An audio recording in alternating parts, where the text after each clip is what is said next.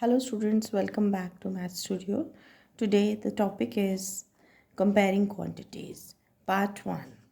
Today let's do some introduction and basic questions based on comparing quantities.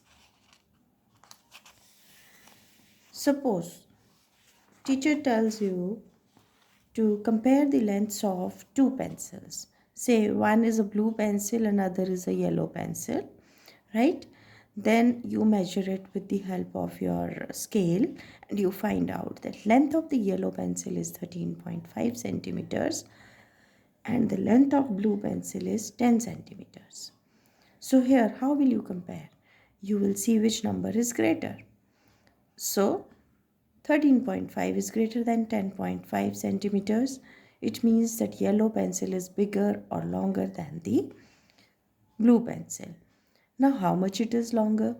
If I have to find that, what will I do? Which operation will I apply?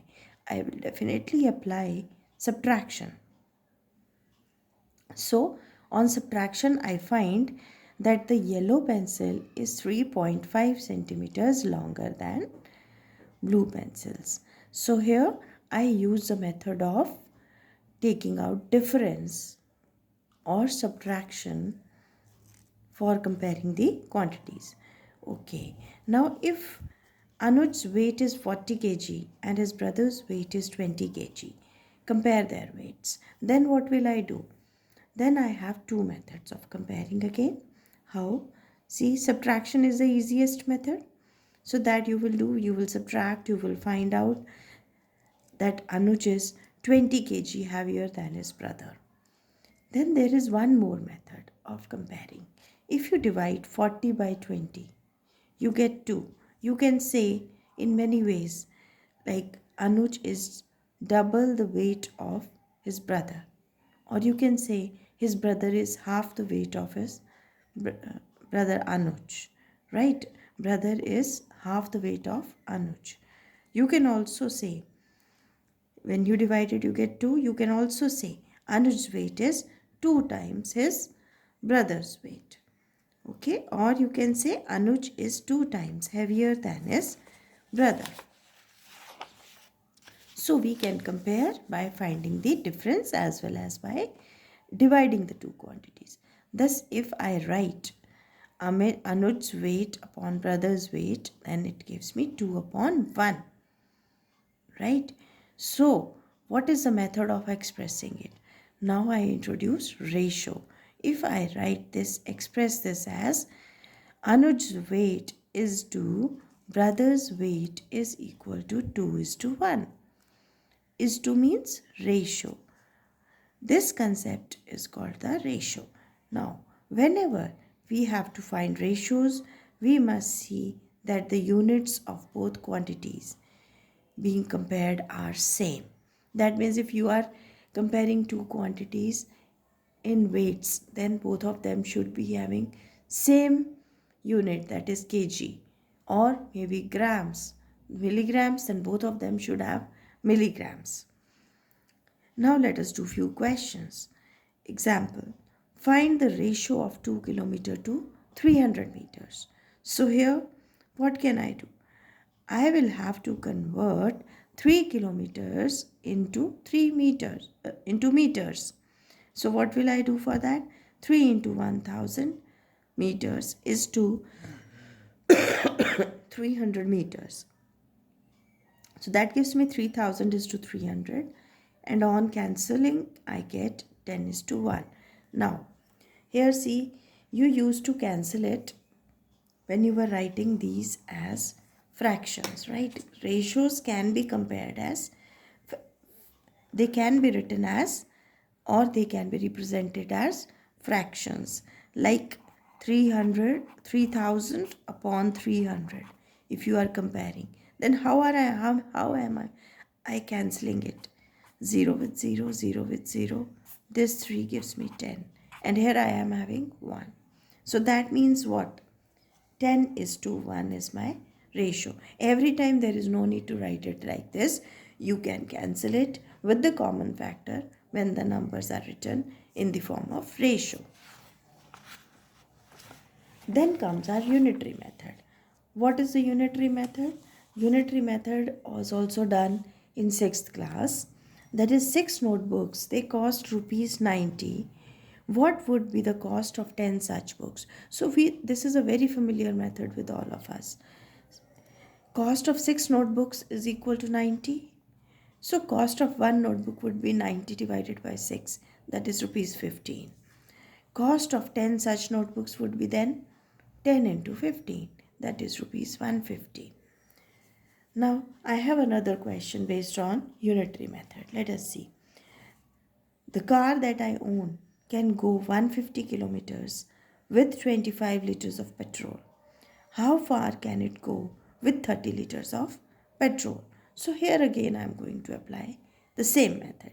Example, how I will write? Let's see.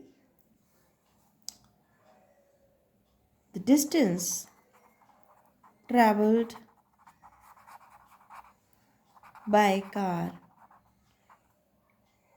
with 25 liters of petrol is equal to 150 kilometers. Similarly, distance traveled by car with 1 liter petrol would be equal to 150 upon 25.